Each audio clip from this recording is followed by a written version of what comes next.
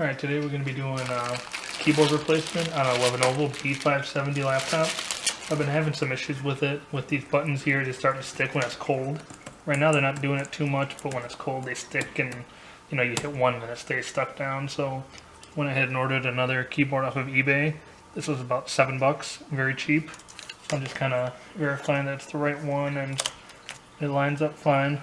So this is the correct one. So first thing you're going to do, you're going to shut it down, then turn around and pull the battery out. So battery is not a whole lot to removing it. Just, there you go, it's out. Alright, so the first thing you want to do is take off the bottom cover here that covers up the RAM and the hard drive. So there's going to be 4 screws to it here. They don't come out all the way, just basically loosen them up.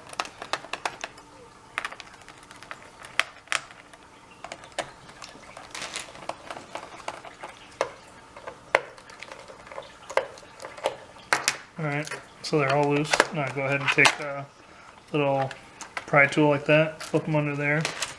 Alright, so the next thing, now that you got that off, you're going to look, there's going to be 3 screws that are marked with a little picture of a keyboard. So there's 1, 2, and 3. So I'm going to start with the one right here first.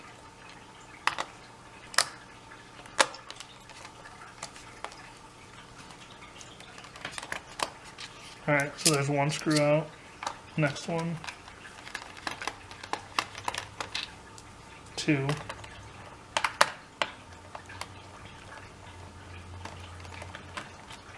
3. So there's just those 3 that I see there, but I'm going to go ahead and look underneath the new keyboard just to verify.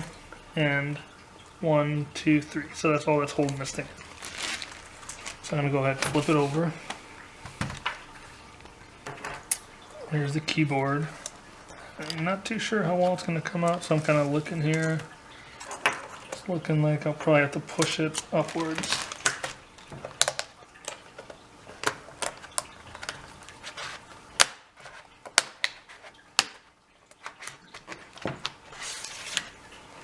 Alright, pulling up. And now you can see there's a ribbon cable right there. So you just flick it up. That little black tab, flick it up. And comes right out. And then just grab the new one. Once again, you're just gonna flop this guy right down on it.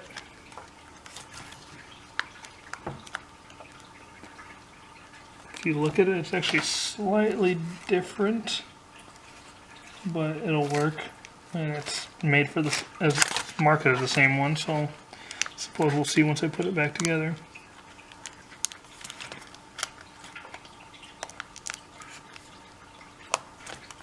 Alright, and just do a little pull there.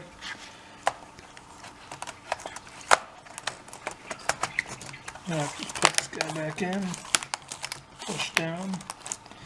And what I'm going to do first, before I put all the screws back in, since it's connected, I'm just going to put the battery in, fire it up, and see if the keyboard works.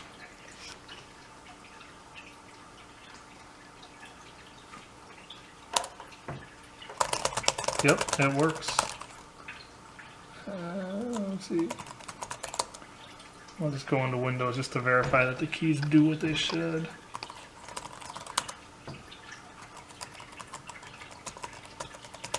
Alright, good. So they're good. So I'm going to go ahead and shut this guy back down.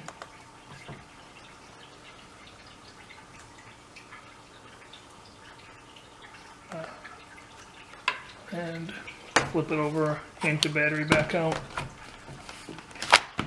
And just put back in the screws, so 1,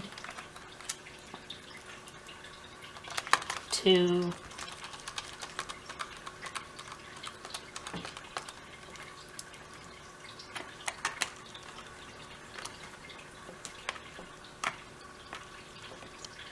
3. So the keyboard's in. I'm going to go ahead and flop this guy back on.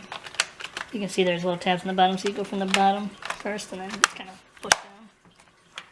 And then tighten up the 4 screws and we're good to go. Actually, it's 5 screws, sorry.